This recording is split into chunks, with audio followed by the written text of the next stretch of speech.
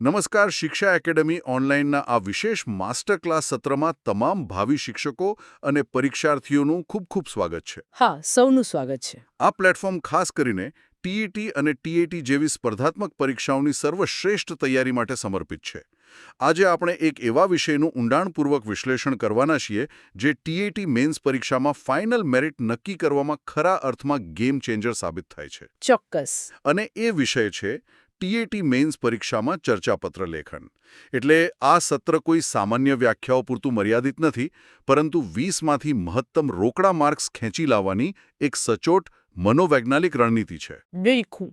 સ્પર્ધાત્મક પરીક્ષાઓના માળખામાં એક બહુ મોટો તફાવત સમજવો જરૂરી બની જાય છે. જુઓ, ગોખણપટ્ટીથી કે ફેક્ચ્યુઅલ ડેટા યાદ રાખવાથી પ્રિલિમ્સ પરીક્ષા કદાચ પાસ થઈ શકે. હા, એ તો એમસીક્યુ હોય છે એટલે. બરાબર. પરંતુ જ્યારે વાત મેન્સ પરીક્ષાની આવે છે ત્યારે ત્યાં ઉમેદવારની વિચારધારા, તેમની પરિપક્વતા અને ખાસ તો લેખન કૌશલ્ય જ મેરિટમાં ટોચ પર સ્થાન અપાવે છે. ચર્ચાપત્ર એ જ વૈચારિક સજ્જતાની કસોટી છે. તો મારો એક પ્રશ્ન અહીં એ છે કે શા માટે ઘણા તેજસ્વી વિદ્યાર્થીઓ જેમના જ્ઞાનનો પાયો ખૂબ પાકો હોય છે તેઓ પણ આ 20 માર્ક્સના પેપરમાં ગભરાઈ જાય છે? એટલે શું આ માત્ર એક સામાન્ય પત્ર નથી કે જેમાં કોઈ સમસ્યા વિશે લખીને અખબારને મોકલી દેવામાં હોય? એટલે આ જ સૌથી મોટી ગેરસમજ છે. આ માત્ર કોઈ સામાન્ય પત્ર નથી. આ એક ભાવિ શિક્ષકનો અવાજ છે. જ્યારે કોઈ ઉમેદવાર ચર્ચાપત્ર લખે છે ત્યારે તે માત્ર એક અધિકારીને નહીં, પરંતુ સમગ્ર સમાજ અને વ્યવસ્થાને સંબોધે છે. ઓહ, અચ્છા. હા, પરીક્ષક અહીં માત્ર માહિતી નથી શોધતા. તેઓ એ જુએ છે કે શું આ ભાવિ શિક્ષકમાં સમાજના પ્રશ્નોને તાર્કિક, સંતુલિત અને કડક માળખામાં રજૂ કરવાની ક્ષમતા છે. જો યોગ્ય નિયમો અને ઢાંચાનું પાલન ન થાય તો જ્ઞાની ઉમેદવાર પણ માર્ક્સ ગુમાવે છે. સમજાયું. એટલે કે જ્ઞાન હોવું પૂરતું નથી, પણ તેને કાગળ પર ઉતારવાની શિસ્ત હોવી બહુ જરૂરી છે. ચાલો, હવે આપણે સ્લાઇડ નંબર 1 સમજીએ. આ સ્લાઇડનું હેડિંગ છે ચર્ચાપત્ર લેખન, ટીએટી મેન્સમાં 20 ગુણ નિશ્ચિત કરવાની સચોટ બ્લુપ્રિન્ટ. અહીં સ્પષ્ટ કરવામાં આવ્યું છે કે આ શિક્ષણ સહાયક મુખ્ય પરીક્ષા માટેનો વિશેષ માસ્ટર ક્લાસ છે.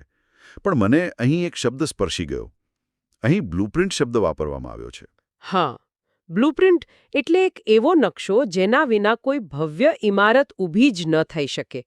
ચર્ચાપત્ર એ પણ એક પ્રકારની વૈચારિક ઇમારત છે. બરાબર.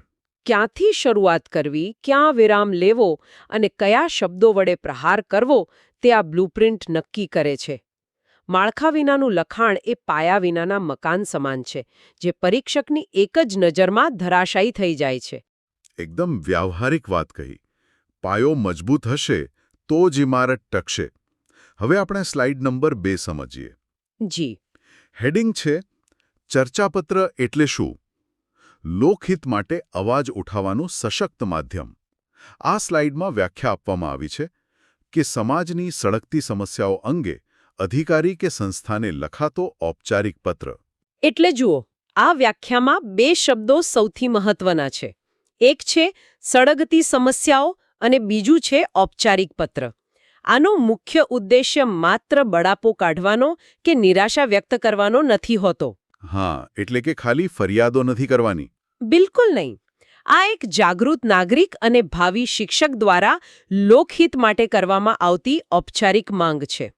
તે દર્શાવે છે કે ઉમેદવારમાં સામાજિક નિસ્બત છે અને તે મુશ્કેલીઓનો સામનો કરવા માટે ઔપચારિક મંચનો ઉપયોગ કેવી રીતે કરવો તે ખૂબ સારી રીતે જાણે છે. આનો અર્થ એ થયો કે આ એક સામાજિક જવાબદારીનું પ્રતિબિંબ છે.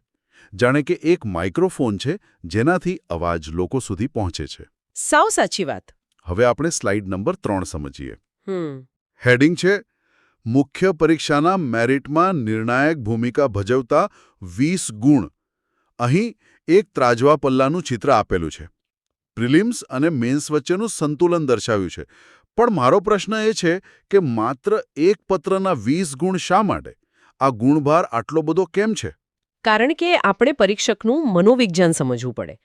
પેપર તપાસનાર પાસે એક પેપર માટે માત્ર થોડી મિનિટો હોય છે. તેઓ દરેક શબ્દ વાંચતા નથી બેસતા. તેઓ શરૂઆતમાં પેપરને સ્કેન કરે છે. સ્કેન કરે છે એટલે ફટાફટ નજર ફેરવી લે છે. હા, ભાષાકીય શુદ્ધતા અને લેઆઉટ એ પ્રથમ દૃષ્ટિએ પડતો પ્રભાવ ઊભો કરે છે, જેને આપણે ફર્સ્ટ ઇમ્પ્રેશન કહીએ છીએ. આ 20 માર્ક્સ ઉમેદવારની ચોકસાઈ ચકાસે છે. જો માળખું જ ખોટું હશે તો પહેલી જ સેકન્ડમાં છાપ ખરડાઈ જશે અને માર્ક્સ કપાવવાની શરૂઆત થઈ જશે. એટલે આ 20 માર્ક્સ બહુ ક્રિટિકલ છે. મતલબ કે દેખાવ અને પ્રેઝન્ટેશન એ પહેલી કસોટી છે. તો આ પ્રેઝન્ટેશન કેવું હોવું જોઈએ? ચાલો એ જોઈએ. હવે આપણે સ્લાઇડ નંબર 4 સમજીએ. હા, અહીં લખ્યું છે 20માંથી મહત્તમ ગુણ મેળવવા માટેના 5 સુવર્ણ બ્રહ્માસ્ત્ર. પહેલું સચોટ માળખું, બીજું સુવાચ્ય અક્ષરો, ત્રીજું અનામી ઓળખ, ચોથું બિડાણની અનિવાર્યતા અને પાંચમું આકર્ષક શીર્ષક. પણ મને અહીં એક મોટો પ્રશ્ન થાય છે, આ અનામી ઓળખ એટલે કે ક ખ ગ વાળો નિયમ આટલો કડક કેમ છે? શા માટે સાચું નામ લખવું એ જોખમી બની શકે છે? એટલે આ પારદર્શિતાનો સૌથી મોટો નિયમ છે. પરીક્ષા બોર્ડ એ સુનિશ્ચિત કરવા માંગે છે કે મૂલ્યાંકનમાં કોઈ પણ પ્રકારનો પક્ષપાત ન થાય. એટલે ઓળખાણ છુપાવવા માટે. બિલકુલ. જો કોઈ ઉમેદવાર ભૂલથી પણ પોતાનું સાચું નામ, પોતાની જાતિ દર્શાવતી અટક કે પોતાનું સાચું ગામ લખી નાખે તો તેને પરીક્ષામાં ગેરરીતિ ગણવામાં આવે છે. અરે બાપ રે! હા, અને એમનું પેપર રદ પણ થઈ શકે છે. તેથી જ હંમેશા ક ખ ગ અથવા અ બ કનો જ ઉપયોગ કરવો ફરજિયાત છે. પરીક્ષાર્થીઓએ આ ખાસ મગજમાં ગાંઠ વાળી લેવાની જરૂર છે. આ ભૂલ તો પરીક્ષાર્થીઓએ ક્યારે ન જ કરવી જોઈએ. માળખું સમજી ગયા, પણ અંદર લખવા માટેના યોગ્ય શબ્દો ક્યાંથી લાવવા? હા, એ મોટો પ્રશ્ન છે. હવે આપણે સ્લાઇડ નંબર 5 સમજીએ. હેડિંગ છે શબ્દ ભંડોળ વધારવાની 30 દિવસની ફોર્મ્યુલા. આ સ્લાઇડમાં ગુજરાત સરકારના ધોરણ 7 અને 8ના ગુજરાતી પુસ્તકોના દૈનિક વાંચન અને લેખનની સાયકલ સમજાવી છે. પણ શું ખરેખર શાળા કક્ષાના પુસ્તકો વાંચવાથી સ્પર્ધાત્મક પરીક્ષામાં ફાયદો થાય? 100% ફાયદો થાય. ખરેખર? હા, સમસ્યા એ છે કે આપણી રોજિંદી બોલચાલની ભાષા અને ઔપચારિક લેખિત ભાષા વચ્ચે આસમાન જમીનનો તફાવત છે. આપણે ઘરમાં જે રીતે વાત કરીએ છીએ તે રીતે ઔપચારિક પત્ર ન જ લખી શકાય. એ તો સાચી વાત છે.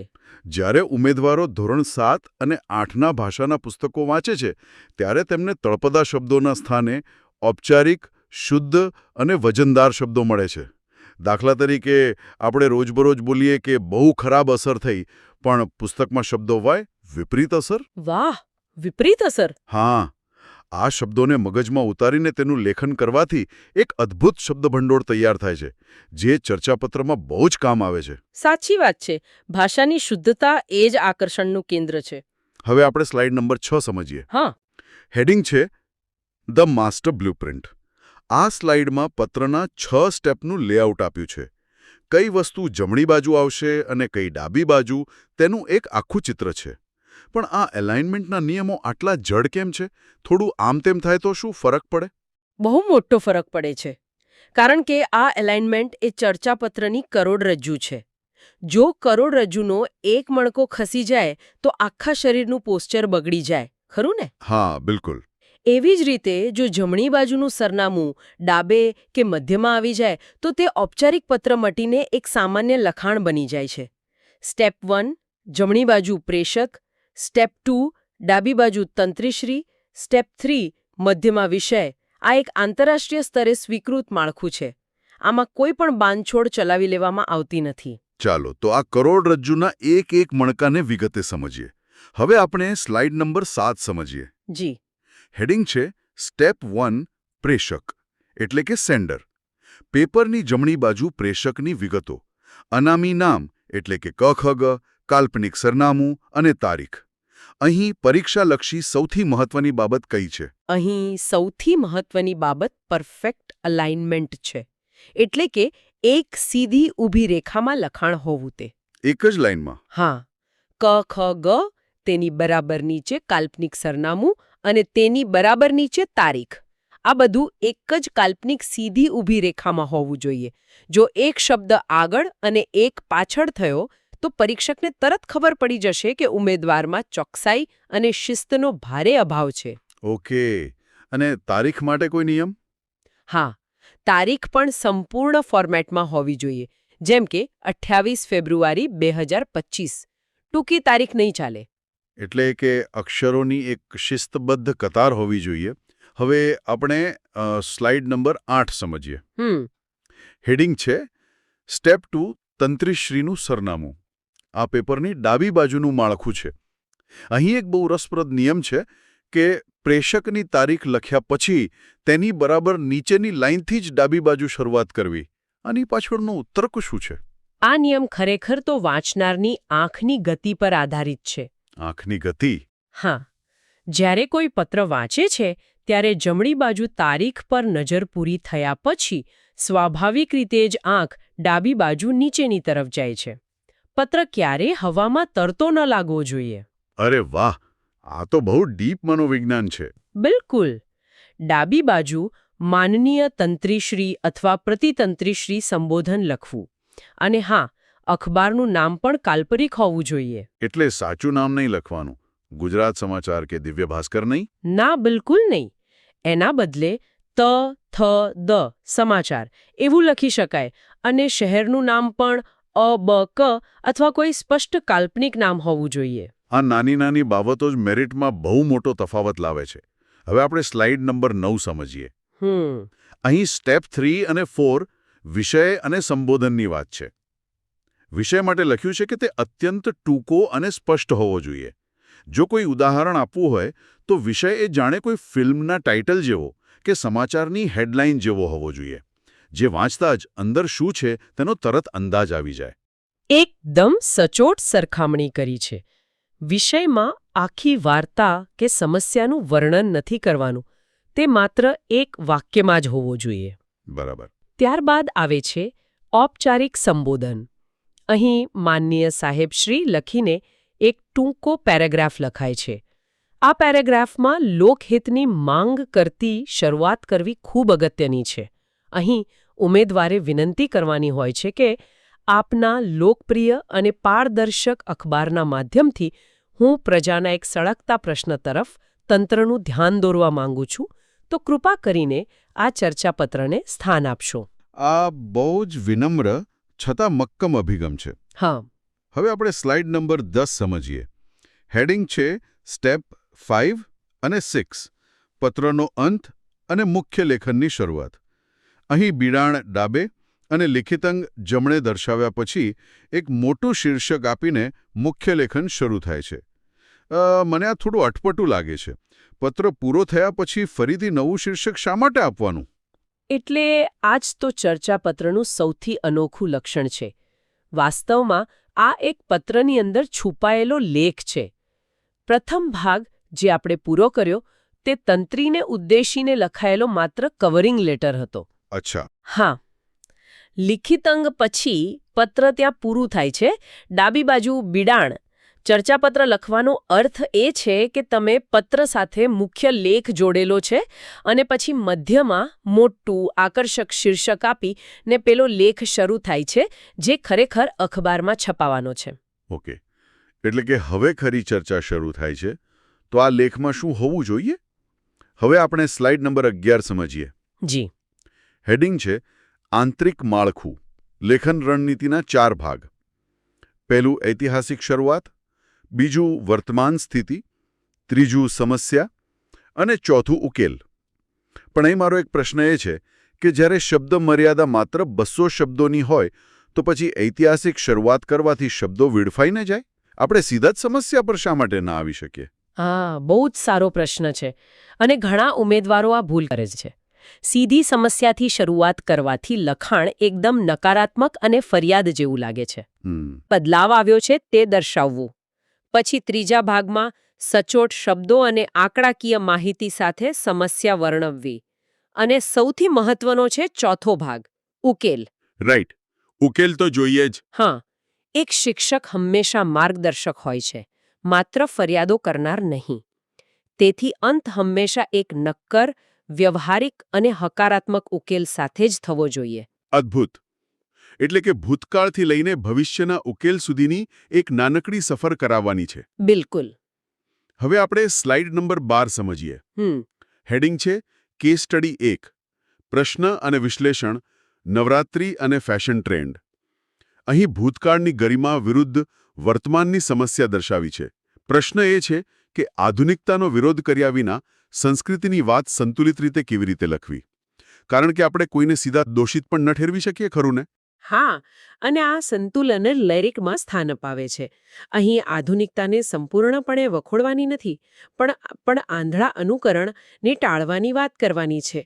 શરૂઆતમાં નવરાત્રિની ઐતિહાસિક પવિત્રતા અને શક્તિ ઉપાસનાનો ઉલ્લેખ કરવો જોઈએ. બરાબર.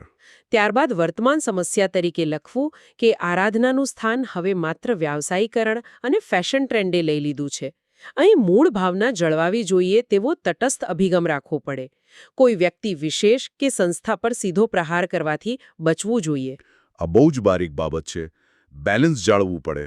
હા, તટસ્થતા ખૂબ જરૂરી છે. હવે આપણે સ્લાઇડ નંબર 13 સમજીએ. હેડિંગ છે કેસ સ્ટડી 1 ફોર્મેટ સેટઅપ. આ સ્લાઇડમાં અગાઉ સ્લાઇડ 6માં સમજેલા બ્લુપ્રિન્ટ મુજબ આ નવરાત્રિના વિષયને કાગળ પર કેવી રીતે ગોઠવ્યો છે તેનું દ્રશ્ય આપેલું છે. જમણી બાજુ પ્રેષક, ડાબી બાજુ તંત્રી, વિષય અને બિડાણ. આ ખરેખર એક વિઝ્યુઅલ એન્કર જેવું કામ કરે છે. ચોક્કસ. પરીક્ષા ખંડના દબાણ વચ્ચે ઉમેદવારોના મગજમાં આ પ્રકારનું એક સ્પષ્ટ દ્રશ્ય છપાયેલું જ હોવું જોઈએ. જો પેપર તપાસનારને આવું ચોખ્ખું છેકછાક વગરનું માળખું દેખાય તો તે ઉમેદવારની શિસ્તથી પ્રભાવિત થઈને અંદરનું મુખ્ય લખાણ વાંચવા માટે આકર્ષાય છે. First impression is the last impression. એવું જ કંઈક. હા, બિલકુલ એવું જ. અને અંદરનું લખાણ કેવું હોવું જોઈએ? હવે આપણે સ્લાઇડ નંબર 14 સમજીએ. હેડિંગ છે કેસ સ્ટડી 1 મુખ્ય ભાગ. અગાઉ સ્લાઇડ 11માં સમજાવેલા 4 ભાગોને આ નવરાત્રિના વિષયમાં કેવી રીતે લાગુ કર્યા છે તેનું વિશ્લેષણ છે અહીં મહિષાસુર વધના ઐતિહાસિક ઉલ્લેખથી શરૂઆત કરી છે અને અંતમાં લોક જાગૃતિ માટે આહવાન છે. આ વાક્ય રચનાઓ પ્રભાવશાળી કેવી રીતે બને છે? જો વાક્ય રચનાઓ પ્રભાવશાળી ત્યારે બને છે જ્યારે તેમાં ઊંડાણ હોય. ઉદાહરણ તરીકે, કોઈ સામાન્ય લખાણ હશે તો તે એમ કહેશે કે આજકાલ લોકો ખરાબ કપડાં પહેરીને ગરબા ગાય છે. હા, આ તો બહુ સામાન્ય ભાષા થઈ ગઈ. બરાબર ને? પરંતુ એક શ્રેષ્ઠ ચર્ચાપત્રમાં લખાશે કે વર્તમાન સમયમાં પશ્ચિમી સંસ્કૃતિના આંધળા અનુકરણને કારણે આપણી પ્રાચીન ગરબા પરંપરામાં અશોભનીય પહેરવેશ અને છીછરાપણું પ્રવેશી ચૂક્યા છે. વાહ, આ સાંભળીને જ વજન પડે છે. હા, બંને વાક્યો એક જ વાત કહે છે, પરંતુ બીજા વાક્યની ગંભીરતા અને શબ્દ પસંદગી પરીક્ષકને 20માંથી વધુ ગુણ આપવા મજબૂર કરે છે. ઓહો, આ જ તો ખરી કળા છે. શબ્દોની પસંદગીનો આ જાદુ મને સ્લાઇડ 15માં સ્પષ્ટ દેખાય છે. હવે આપણે સ્લાઇડ નંબર 15 સમજીએ. જી. હેડિંગ છે શબ્દ પસંદગીનો પ્રભાવ. સામાન્ય શબ્દો વિરુદ્ધ વજનદાર શબ્દો. પરિણામ સ્વરૂપેની જગ્યાએ ફલશ્રુતિ રૂપે. ખરાબ લાગતુંની જગ્યાએ અશોભનીય. આ ખરેખર રોમાંચક છે. એટલે આવા શબ્દો ક્યાંથી સૂજે પરીક્ષામાં? આ જ તે સફળતાનું અચૂક રસાયણ છે. આપણે આગળ વાત કરીને કે ધોરણ 7 અને 8ના પુસ્તકો વાંચવા જોઈએ, આ એનું જ પરિણામ છે. સ્પર્ધાત્મક પરીક્ષામાં ભાષાની સમૃદ્ધિ જ ઉમેદવારની ઓળખ છે. જ્યારે પરીક્ષક આપણી જૂની પરંપરાના બદલે આપણી ભાતીગળ સંસ્કૃતિ શબ્દ વાંચે છે ત્યારે તેમને ખાતરી થાય છે કે આ ભાવિ શિક્ષકનું વાંચન અને શબ્દભંડોળ અત્યંત ઉત્કૃષ્ટ કક્ષાનું છે. આ વજનદાર શબ્દો જ પરીક્ષક પર ઔપચારિકતાની ઊંડી છાપ પાડે છે. ભાષાની શક્તિ ખરેખર અદ્ભુત છે. હવે આપણે એક અલગ પ્રકારના વિષય તરફ વળીએ. હવે આપણે સ્લાઇડ નંબર 16 સમજીએ. હેડિંગ છે કેસ સ્ટડી 2 સાયબર ક્રાઇમ. આજના ડિજિટલ યુગમાં આર્ટિફિશિયલ ઇન્ટેલિજન્સ એટલે કે AI અને ઓનલાઈન છેતરપિંડી વિશે તંત્રીને પત્ર. અહીં તો પેલો સાંસ્કૃતિક અભિગમ કામ નહીં આવે, ખરું ને? બિલકુલ નહીં. પરીક્ષક ઉમેદવારની બહુમુખી પ્રતિભા ચકાસે છે. અહીં લાગણીઓ નહીં પણ તાર્કિક, આધુનિક અને આંકડાકીય અભિગમની જરૂર છે. આ વિષયમાં ડિજિટલ સાક્ષરતા અને સાયબર સુરક્ષા જેવા પારિભાષિક શબ્દોનો ઉપયોગ થવો જ જોઈએ. ઓકે, એટલે વિષય પ્રમાણે શબ્દો બદલાય. હા. અહીં સમસ્યાને તર્કબદ્ધ રીતે સમજાવીને બેન્કિંગ કે ઓનલાઈન સિસ્ટમની વાસ્તવિકતા રજૂ કરવાની હોય છે. એટલે કે પરિસ્થિતિ મુજબ આપણે શસ્ત્રો બદલવાના છે. હવે આપણે સ્લાઇડ નંબર 17 સમજીએ. હેડિંગ છે કેસ સ્ટડી 2 ભૂતકાળ વિરુદ્ધ વર્તમાનની સરખામણી. આ સ્લાઇડનું ઉદાહરણ ખૂબ જ વ્યાવહારિક છે. ભૂતકાળની ભૌતિક છેતરપિંડી જેમ કે ઘરે આવીને દાગીના સાફ કરવાના બહાને છેતરવા અને વર્તમાનની ડિજિટલ છેતરપિંડી જ્યાં માત્ર એક ઓટીપી આપી દેવાથી ખાતા ખાલી થઈ જાય છે. આ સરખામણી કેટલી મહત્વની છે ચર્ચાપત્રમાં? આ પ્રકારની સરખામણી એ દર્શાવે છે કે ઉમેદવાર સમસ્યાના મૂળને પકડી શકે છે. ભૌતિક છેતરપિંડીમાં સીધો શારીરિક સંપર્ક અને વિશ્વાસઘાત હતો, જ્યારે ડિજિટલ છેતરપિંડીમાં લોભામણી લિંક્સ અને અદૃશ્ય સાયબર અપરાધીઓ છે. અરે બાપરે, આ તો બહુ સામાન્ય ભૂલ છે જે લોકો કરે છે. હા, અને એટલે જ અંતમાં એક નક્કર ઉકેલ આપવો પડે કે પોલીસ કે બેંકો ક્યારેય ફોન પર પાસવર્ડ કે ઓટીપી માંગતા નથી. તેથી સમાજમાં ડિજિટલ સાક્ષરતાનો વ્યાપ વધારવો એ જ એકમાત્ર અસરકારક ઉપાય છે. આટલા સ્પષ્ટ ઉદાહરણોથી હવે પરીક્ષાનો ડર જરૂર દૂર થઈ શકે છે. અન્ય કયા વિષયો પૂછાઈ શકે એ પણ જોઈ લઈએ. હવે આપણે સ્લાઇડ નંબર 18 સમજીએ. જી. હેડિંગ છે અન્ય સંભવિત વિષયો. અહીં મૂંગાદાટ શિક્ષણ, પર્યાવરણ, સોશિયલ મીડિયા અને ટ્રાફિક જેવા વિષયો આપેલા છે. આવા વિષયોમાં લખતી વખતે સૌથી વધુ ધ્યાન કઈ બાબતનું રાખવું જોઈએ? આવા વિષયોમાં સૌથી વધુ ધ્યાન તટસ્થતા રાખવાનું છે. પક્ષ અને વિપક્ષ બંનેની તાર્કિક ચર્ચા કરવી અનિવાર્ય છે. ખાસ સૂચના એ છે કે લખાણમાં કોઈ પણ રાજકીય પક્ષ, સરકાર કે ચોક્કસ સંસ્થા તરફનો ઝુકાવ કે આંધળો વિરોધ ક્યારેય દર્શાવવો નહીં. એટલે કે રાજકારણ નથી કરવાનું અહીં. બિલકુલ નહીં. એક શિક્ષક તરીકે સિસ્ટમની ખામીઓ અને સામાન્ય માનવી પર પડતી તેની અસરોનું માત્ર સામાજિક અને તાર્કિક વિશ્લેષણ જ કરવાનું હોય છે. તટસ્થતા એ ઔપચારિક લેખનનો પ્રાણ છે. હવે આ સત્રના અંતિમ ચરણ તરફ જઈએ. હવે આપણે સ્લાઇડ નંબર 19 સમજીએ. હા. હેડિંગ છે ધ્યાનમાં રાખવાની બાબતો, એટલે કે ડૂઝ. અહીં 200 શબ્દોની મર્યાદા, ઔપચારિક ભાષા, સચોટ આંકડા અને મૌલિક વિચાર પર ભાર મૂક્યો છે. પણ 200 શબ્દોની મર્યાદા જાળવવી એ તો બહુ અઘરું કામ છે.